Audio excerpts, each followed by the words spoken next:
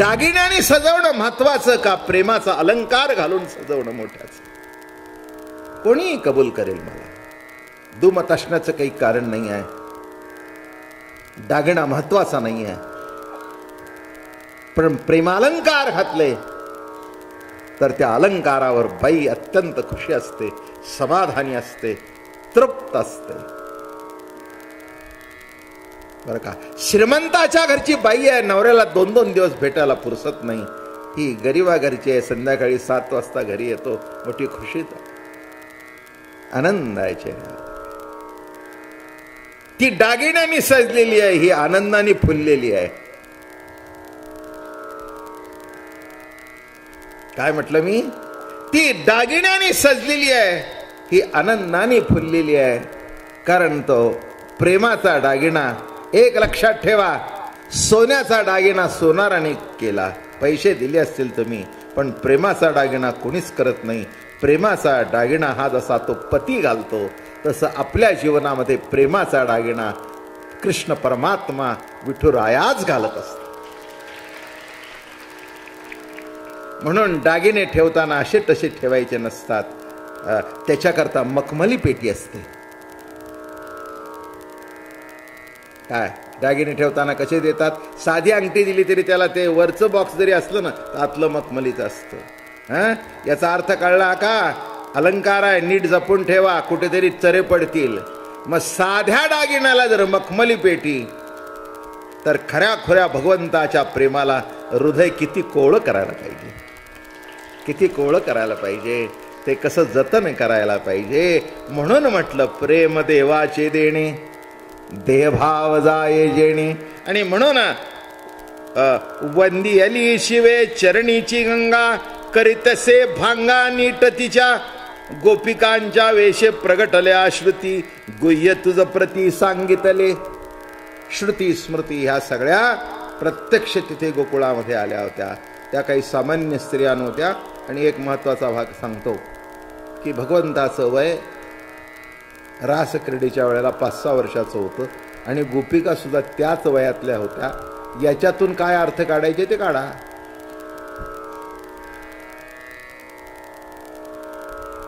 नाही का? ही रासक्रीडा जेव्हा घडली तेव्हा 5-6 वर्षाचं वय होतं. मग 5-6 वर्षाच्या मुलामध्ये नको त्या भावना प्रगट होतात का? नव्हे, त्या भावना त्या अवस्था प्रगट होण्याकरता वयात यावं लागतं. मुलगी वयात आल्यानंतर तिला कळतं. बघा, लहान मुली, पोरं पुरी 5-6 वर्षाची, 7-8 वर्षाची, काय ती पूर्वीच्या काळी साखळी विकळी खेळायची बघा. याने त्याचा हात पकडलाय, त्याने त्याचा हात पकडलाय, पळतायत, अमकं तमकं, एकमेकाला चापटी मारतायत, शेजारी मांडीला मांडी लावून बसतायत. मग एक दिवस ती मुलगी मोठी होते, मुलगा मोठा होतो. माई सांगते, कळलं का गे, लहान राहिली नाहीस, आता पोरांच्यात बसू नकोस. अहो, केस असेल तरी वेणी. काय हसल्यात, वा वा, धन्य धन्य. बायकांना कळलं बरं का चटकन माझं बोलणं. म्हणजे मी काही तशा अर्थाने बोललो नाही बरं का. तुम्ही ठेवावे का एकदम चमन गोटा करावा, माझा काय प्रश्न आहे. नाही, who am I to dictate terms to you. तुम्हाला आवडतंय, तुमच्या मालकाला आवडतंय, आमचा काय संबंध आहे? वेणी घालण्याकरता पहिल्यांदा वेणी लागते. काय मग देवाने ती फुलाची वेणी घातली, अमकं केलं तमकं केलं, फार सुंदर वर्णन केलंय. नये क्षण भरी योगियांचे ध्यानी, घालत असे वेणी आवडीने, वंदियेली शिवे चरणीची गंगा, करीतसे भांगा नीट तिच्या. अरे, ज्याच्या चरणाचं वंदन शिव करतो तो त्या राधिकेच्या भांग वेडा वाकडा झालेला सरळ करतोय. राधिकेसी म्हणतो तुझी करीन वेणी फणी. काय म्हणतो राधिकेला? अगं राधे, मी तुझी वेणी फणी करतो.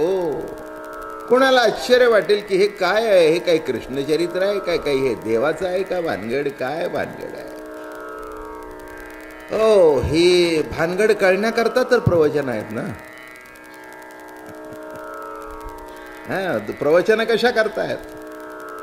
जे एक आपला दृष्टिकोन आहे संताकडे बघण्याचा, देवाकडे बघण्याचा किंवा कृष्ण चरित्राकडे बघण्याचा, त्याचा उखल होणं अवघड आहे. त्याच्याकरताही कृष्ण चरित्र आहेत.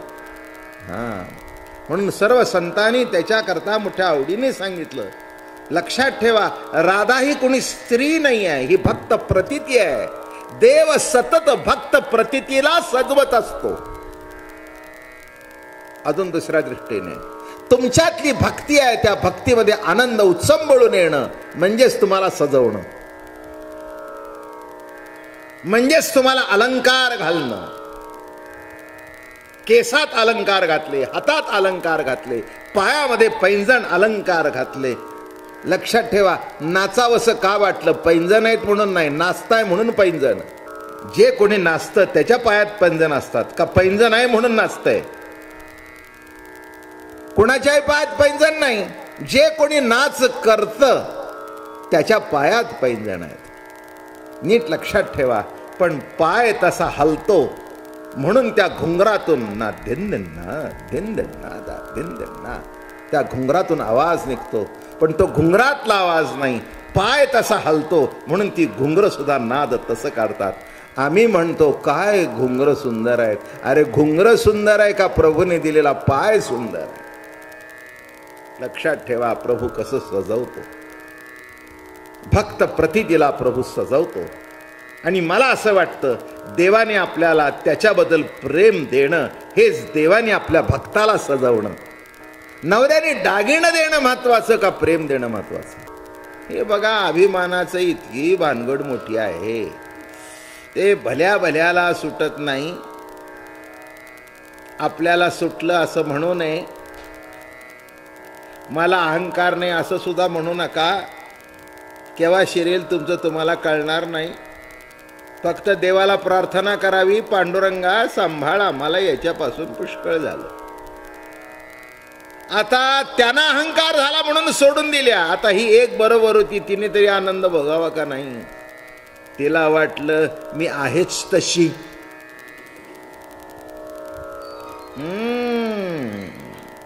काय वाटलं तिला? ज्या अर्थी हजारोतून मी आहे त्या अर्थी मी सुद्धा तशीच आहे, तशीच आहे. झाला आता तिला अहंकार निर्माण झाल्यानंतर. बरं, आता झालं तर जरा ठेव की लेवलला ठेव ना. नाही, नवरा बायकोंचं प्रेम असणं वगैरे वगैरे वगैरे मला कळतं. अर्धांगिणी आहे, ती तिची आहे, मलाही कळतं. एकमेकावर अतूट प्रेम असावं हे मलाही कळतं. पण ही ऑफिसमधून तुर तुर तुर तुर तुर तुर आली, तोंड धुवायला गेली. नवऱ्याला म्हणली जरा माझ्या पायाची चपलीला माती लागली ती काढावं. मातीत गेलं सगळं प्रेम.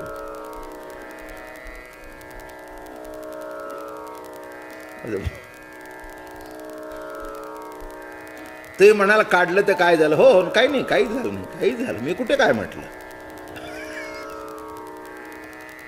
मी कुठे काय म्हटलं? मी तेच म्हणतोय, काढलं तर काय, काही बिघडलं नाही, पण लेवल सुटली हे झालं नाही का? उद्या ती जेवायला बसली, हा वेटर म्हणून जर उभा राहिला, नाही नाही, काही बिघडलं काही नाही हो, बिघडलं काही नाही. पण ईश्वरी सत्तेतून प्रकृती धर्मानुसार जे काही घडलंय तिथे कुठेतरी कमी जास्ती झालं. तसं आम्ही वारकरी संप्रदायात काय बाईला कमी लेखतो असं बिलकुलच नाही आहे. बाईला जर कमी लेखत असतो तर माझ्या मुलीला मी कीर्तन करायला लावलीच नसती. आणि पुन्हा टाकून पुन्हा पेलं तरी काही म्हणत नाही. काय मी त्या नदीला एवढ्या त्या पाण्याला विचारलं, मी म्हटलं ते घाण टाकताय ते काही होत नाही. अरे म्हणले मी एवढा मोठा आहे की ती घाण सुद्धा कुठे तळाला जाते कळत नाही. लक्षात ठेवा, सर्वच प्रभू नटलेला आहे. जाऊ द्या, विषय फाटा फोडत नाही. बरोबर येणारी कोणतरी असे पाऊलांचे ठेसे उमटले. पापिणी गे तुम्ही आम्ही सकळी पुण्याची अधिक म्हणोनी भोगी. मग आता चौकशी सुरू झाली. एवढ्या गोपिका होत्या, त्यातल्या कोण बरोबर?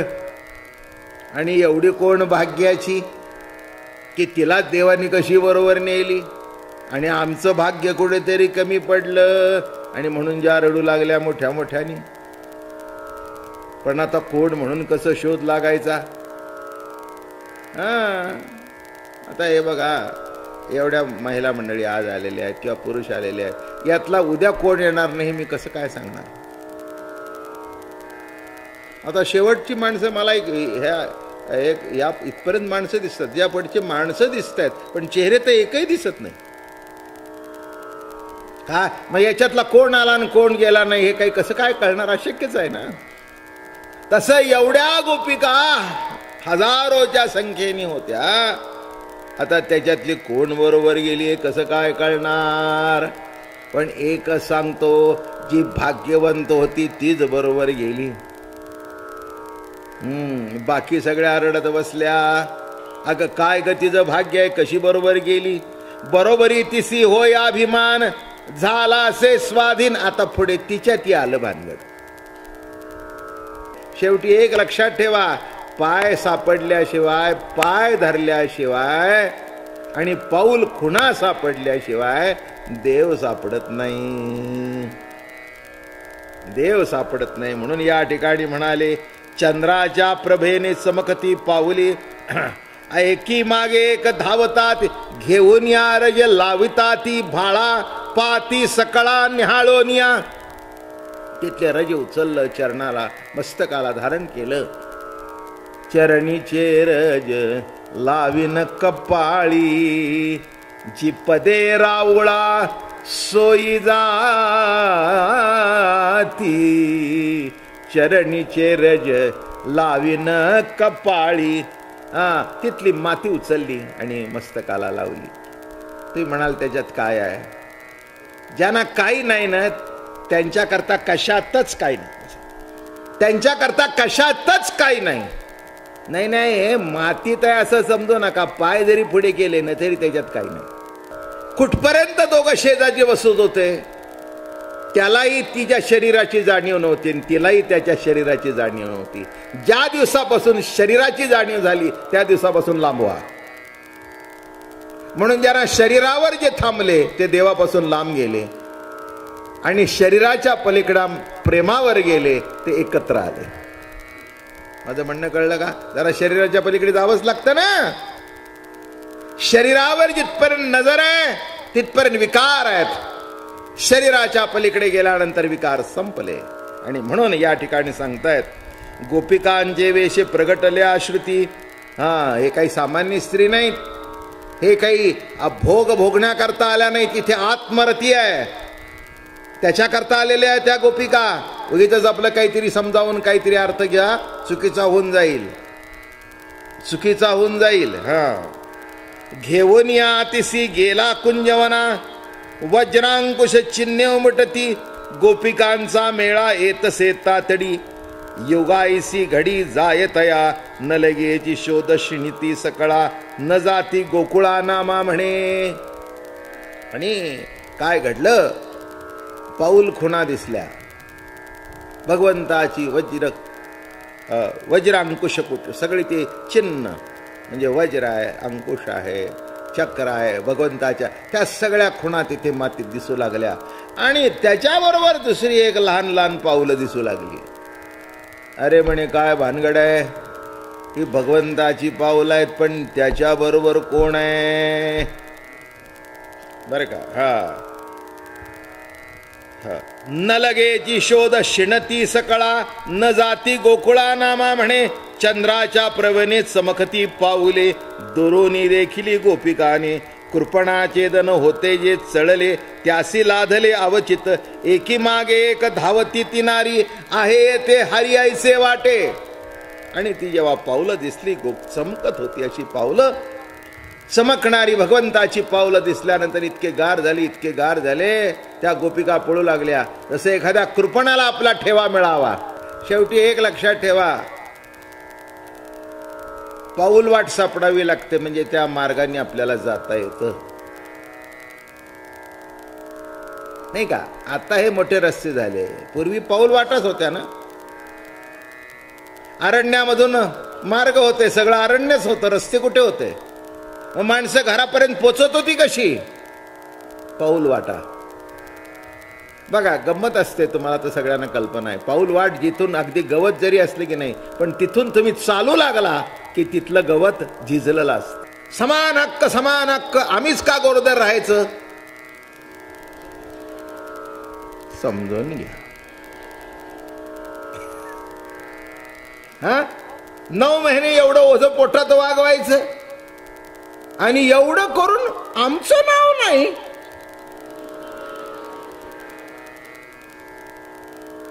बरोबर आहे की? आता समान हक्काचे अजून मुद्दे देतो मी तुम्हाला. 9 महिने पोटात आम्ही वागवायचं आणि लावायचं बाप त्याचं नाव लावतो. वागवलं मी त्याचा मुलगा. कळलं का? लॉजिकली म्हटलं तर काही चुकलं असं मी म्हणणार नाही, पण प्रकृती धर्माची जी राठी चालूत आलेली आहे तिथे कुठेतरी गडबड. समत्व कुठे असावं? बाईला कधीही कमी लेखू नये, हे महत्वाचं आहे. हे महत्वाचं आहे. ती आपल्या घरामध्ये जिने आपल्या खांद्याला खांदा लावून संसार केला. ठीक आहे, पूर्वीच्या बायका पैसा कमवत नव्हत्या, पण आलेल्या पैशाचा योग्य विनियोग तरी करत होत्या की नाही? मग तिला कमी कशी लेखायची? जिने माझा वंश आपल्या पोटात वागवला तिला सुद्धा कमी लेखण्याचं काही गरज नाही आहे. इतपत बरोबर आहे. पण भलतसलतं घडलं तर मग काय होईल? ते देव कळण्याकरता, संत कळण्याकरता, महात्म्य कळण्याकरता आपलं सुद्धा पूर्वजन्मीचं सुकृत लागतं, नाही का? बरं झालं आपण सगळे पांडवांच्या घरात जन्माला आलो म्हणून कथेला येतोय. नाही तर कौरवांच्या घरात जन्माला आला असतं ना, तर त्याला घरी शिष्टाईला बोलून मारायचा कसा हा प्रयत्न केला असता. हो, कथा ऐकण्याकरता सुद्धा पांडवांचं कुळ म्हणजे भक्तांचं कुळ आहे, देवावर निष्ठा असणाऱ्यांचं कुळ आहे. बरं का? अंधश्रद्धा म्हणता येते, पण अंधश्रद्धेचा पाठपुरावा करणं नामे सुद्धा अंधश्रद्धेवर श्रद्धाच आहे ना, नाही का? जाऊ द्या, काय आपला विषय घ्यायची काही गरज नाही आणि आपल्याला त्याची आवश्यकताही नाही. सगळे श्रद्धावारांनी गच्च हॉल भरलाय. काय चर्चा करण्याची आवश्यकता? काय आवश्यकताच नाही आहे. बरं का? कुणी देव मानावा किंवा कुणी मानू नाही हा ज्याचा त्याचा प्रश्न आहे. एक सांगू का? अनंतकोट ब्रह्मांड नायकाच्या ठिकाणी तुम्ही त्याला मानलं नाही तर काही फरक पडत नाही, पण मानलं तर तुम्हाला समाधान भेटेल. तुमच्या समाधानाकरता, त्याच्याकरता काही नाही. तो आपला अथांग सागर आहे.